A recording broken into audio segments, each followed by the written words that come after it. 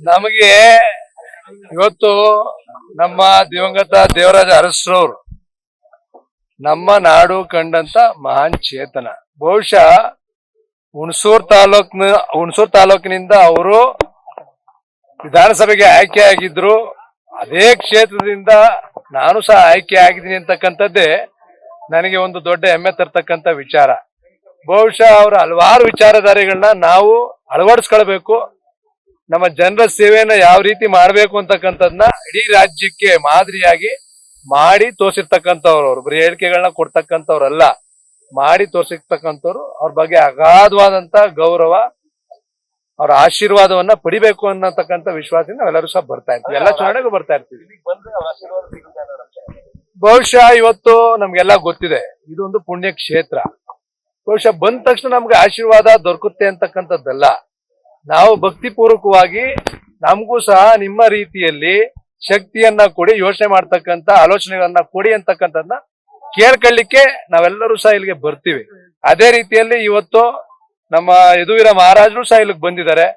ನಾವು ಪ್ರತಿ ಚುನಾವಣೆಯಲ್ಲಿ ಚುನಾವಣೆಗಿಂತ ಮುಂಚೆ ಚುನಾವಣೆ ಆದ್ಮೇಲೂ ಸಹ ಇಲ್ಲಿಗೆ ಬರ್ತೀವಿ. ಅದರಿಂದ ಏನೋ ಒಂದು ಶಕ್ತಿ ನಮ್ಗೆ ಬರುತ್ತೆ. ಕರ್ನಾಟಕದ ಇತಿಹಾಸದಲ್ಲಿ ಅರಸು ಅವರ ನಂತರ ಅತಿ ದೀರ್ಘಾವಧಿನಲ್ಲಿ ನಾನು ಮುಖ್ಯಮಂತ್ರಿ ಆಗಿದ್ದೇನೆ, ನನಗೂ ಅವರಷ್ಟೇ ವರ್ಚಸ್ಸಿದೆ ಅಂತ ಸಿದ್ದರಾಮಯ್ಯನವರು ಅನೇಕ ಕಡೆ ಮಾತಾಡ್ತಾರೆ. ಈಗ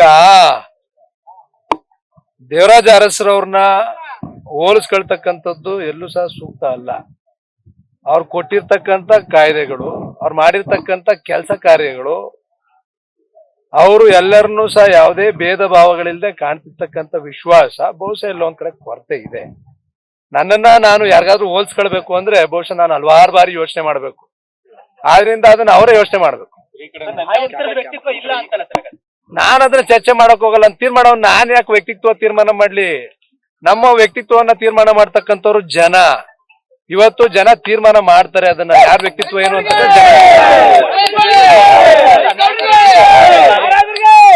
ಚುನಾವಣೆಯ ಸಂದರ್ಭದಲ್ಲೂ ಅರಸು ಅವರ ಹೆಸರನ್ನು ಇಲ್ಲಿನ ಸ್ಥಳೀಯರು ಅನೇಕ ಸಂದರ್ಭಗಳಲ್ಲಿ ಮಾತಾಡಿದ್ರು. ಅದಾಗಿಯೂ ಹುಣಸೂರಿನ ಕ್ಷೇತ್ರದ ಫಲಿತಾಂಶ ಏನಾಯ್ತು ಅಂತ ಈ ಬಾರಿ ಲೋಕಸಭಾ ಚುನಾವಣೆಯಲ್ಲೂ ಅದೇ ರಿಪೀಟ್ ಆಗುತ್ತೆ ಹೇಗೆ? 100ಕ್ಕೆ 100 ಈ ಬಾರಿ ನಮ್ಮ ಮೈಸೂರು ಕೊಡಗು ಲೋಕಸಭಾ ಕ್ಷೇತ್ರದಿಂದ ಯದುವೀರ ಮಹಾರಾಜರು ಸಂಸದರಾಗಿ ಆಯ್ಕೆ ಆಗಿರ್ತಕ್ಕಂಥದ್ರಲ್ಲಿ ಸಂಶಯ ಇಲ್ಲ. ಅದೇ ರೀತಿಯಲ್ಲಿ NDA ಮೈತ್ರಿಕೂಟ 400 ಸೀಟ್ಗಳನ್ನ ಪಡೆದು ನರೇಂದ್ರ ಮೋದಿ ಅವರು ಮತ್ತೊಮ್ಮೆ ಈ ರಾಷ್ಟ್ರದ ಪ್ರಧಾನಿ ಮಂತ್ರಿಗಳಾಗ್ತಕ್ಕಂಥದ್ದನ್ನ ತಪ್ಪಿಸ್ಲಿಕ್ಕೆ ಯಾರ ಕೈಲೂ ಸಾಧ್ಯ ಇಲ್ಲ. ಒಂದು ಹಂತಕ್ಕೆ ಇಡೀ ಚುನಾವಣೆ ಸಿದ್ದರಾಮಯ್ಯನವರು ಮತ್ತು GT ದೇವೇಗೌಡರ ನಡುವಿನ ಚುನಾವಣೆ ಅನ್ನೋ ರೀತಿಯಲ್ಲಿ ತಿರುವು ಪಡ್ಕೋತಾ ಇಲ್ಲ. ಈ ಚುನಾವಣೆ ಬಹುಶಃ ಇವತ್ತು ನಾವು ಗಮನಿಸ್ತಾ ಇದೀವಿ, ಸಾಕಷ್ಟು ವಿಚಾರಗಳಲ್ಲಿ ಚರ್ಚೆಗಳಾಗ್ತಾ ಇದಾವೆ. ಆದ್ರೆ ಇಲ್ಲಿ ನಾನು ಹೇಳ್ತಕ್ಕಂಥದ್ದು ಚುನಾವಣೆ ಯಾರ್ಯಾರ ವಿರುದ್ಧ ಅಂತಕ್ಕಂಥದ್ದಲ್ಲ. ಚುನಾವಣೆ ಯಾವ ರೀತಿ ನಡೆಯುತ್ತೆ, ಚುನಾವಣೆ ಯಾರು ಗೆಲ್ತಾರೆ ಅಂತಕ್ಕಂಥದ್ದು ಬಹಳ ಮುಖ್ಯ.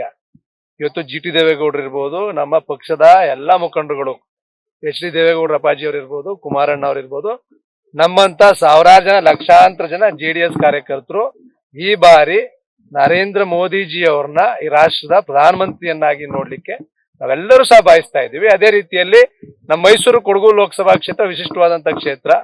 ಎಲ್ಲ ಒಂದ್ ಕಡೆ ಸಿದ್ದರಾಮಯ್ಯನವರು ಜೊತೆಗೆ GT ದೇವೇಗೌಡರು ಕಳೆದ ವಿಧಾನಸಭಾ ಚುನಾವಣೆಯಲ್ಲಿ ಎದುರುಬದ್ರಾಗಿ ನಿಂತಿದ್ದು 2018 ಚುನಾವಣೆಯಲ್ಲಿ ಫಲಿತಾಂಶ ಏನಾಗಿದೆ ಅಂತಕ್ಕಂಥ ಎಲ್ಲರಿಗೂ ಸಹ ಗೊತ್ತಿದೆ.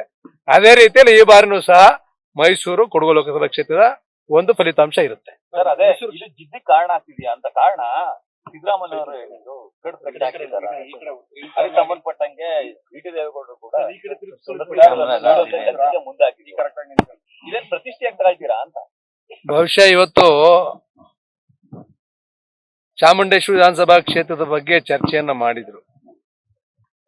ಏನ್ ಕಡಿದು ಕಟ್ಟೆ ಹಾಕಿದ್ದಾರೆ ಅಂತಕ್ಕಂಥದ್ದನ್ನ ಕೇಳಿದ್ರು. ಅದಕ್ಕೆ GT ದೇವೇಗೌಡರು ಉತ್ತರ ಕೊಟ್ಟಿದ್ದಾರೆ. ನಾನೇನ್ ಕಟ್ಟೆ ಕಟ್ಟಿದ್ದೀನಿ, ಬನ್ನಿ ತೋರಿಸ್ತೀನಿ ಅಂತಕ್ಕಂಥದ್ದು ಸಹ ಹೇಳಿದ್ದಾರೆ. ಬಹುಶಃ ಚರ್ಚೆಯನ್ನ ಮಾಡ್ತಕ್ಕಂಥ ಸಂದರ್ಭದಲ್ಲಿ ಒಬ್ಬ ಮುಖ್ಯಮಂತ್ರಿಗಳಾಗಿದ್ದಂಥವ್ರು ಯಾವ ರೀತಿಯಾಗಿ ಪದಗಳನ್ನ ಬಳಸಬೇಕು, ಬಹುಶಃ ಯಾವ ರೀತಿಯಾದಂತ ಬದಲಾವಣೆ ಚಾಮುಂಡೇಶ್ವರಿ ವಿಧಾನಸಭಾ ಕ್ಷೇತ್ರದಲ್ಲಿ ಸಿದ್ದರಾಮಯ್ಯನವರ ನಂತರ ಅಭಿವೃದ್ಧಿ ಏನಾಗಿದೆ ಅಂತಕ್ಕಂಥದ್ನ ಅವ್ರು ಗಮನಿಸ್ಬೇಕು. ಅದನ್ನ ನೋಡಿ ಮಾತನಾಡ್ಬೇಕು. ಜವಾಬ್ದಾರಿಯುತ ಸ್ಥಾನದಲ್ಲಿದ್ದಾರೆ.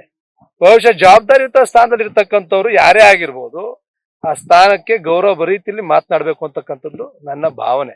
ಆದ್ರಿಂದ ಇವತ್ತು ಜಿದ್ದು ಸೇಡು ಇದೆಲ್ಲವನ್ನು ಸಹ ಯಾರು ಮಾಡ್ತಾ ಇದ್ದಾರೆ ಅಂತಕ್ಕಂಥದ್ದು ಎಲ್ಲರಿಗೂ ಗೊತ್ತಿದೆ. ನಮ್ಮ ಉದಾಹರಣೆ ನಮ್ಮ DCC ಬ್ಯಾಂಕ್ ಚುನಾವಣೆಯಲ್ಲಿ ಇವತ್ತು ಯಾವ ರೀತಿ ನಡೆದಿದೆ ಅಂತಕ್ಕಂಥ ನಮ್ಗೆಲ್ಲ ಗೊತ್ತಿದೆ. ವೈಯಕ್ತಿಕ ದ್ವೇಷ, ಜಿದ್ದು, ಅಸೂಯೆ ಪಡ್ತಕ್ಕಂಥದ್ದು ನಮ್ಮಲ್ಲಿ ಯಾರಲ್ಲೂ ಸಹ ಇಲ್ಲ. ಅದೇನಾದ್ರೂ ಇದ್ರೆ ಅದು ಕಾಂಗ್ರೆಸ್ ಪಕ್ಷದಲ್ಲಿ ಅವರ ಆಸ್ತಿ. ಅವೆಲ್ಲ ಕಾಂಗ್ರೆಸ್ ಪಕ್ಷದ ಆಸ್ತಿ. ಜಿದ್ದು, ಅಸೂಯೆ, ಸೇಡು, ಕೇಸ್, ಸುಳ್ಳು ಕೇಸ್ ಹಾಕ್ಸ್ತಕ್ಕಂಥದ್ದು ನಮ್ಮ ಹುಣಸೂರಿನಲ್ಲೇ ಬಹಳಷ್ಟು ನಿದರ್ಶನಗಳ. ನನ್ನ ಮೇಲೆ 4 ಅಟ್ರಾಸಿಟಿ ಕೇಸ್ ಆಗಿತ್ತು. ಜಿದ್ದು, ಅಸೂಯೆ, ದ್ವೇಷ ಎಲ್ಲ ಕಾಂಗ್ರೆಸ್ ಪಕ್ಷದ ಆಸ್ತಿ. ಅದು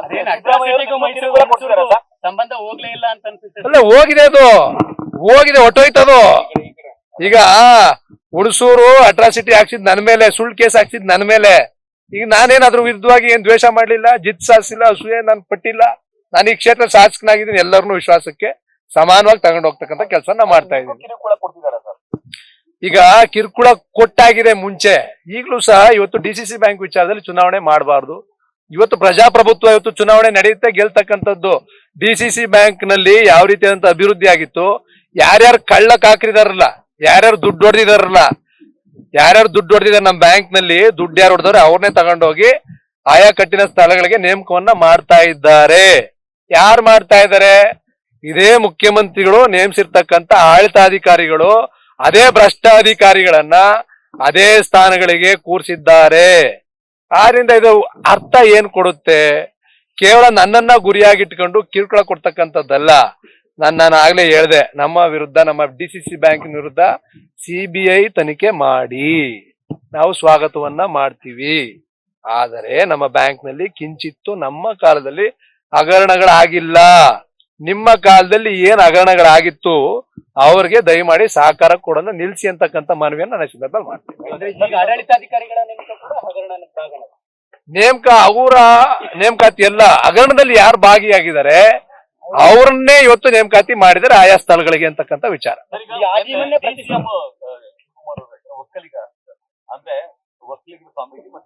ಹೌದು, ದಡ್ರಲ್ಲ. ಯಾರು ದಡ್ರು ಅಂತಿದ್ದು? ಒಕ್ಕಲಿಗರನ್ನ.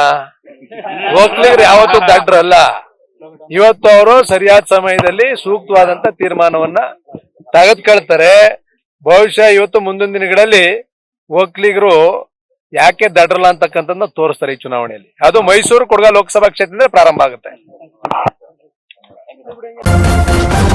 ನ್ಯೂಸ್ ಫಸ್ಟ್, ನಿರ್ಭೀತಿಯಿಂದ ನಿಮ್ಮ ಪರವಾಗಿ.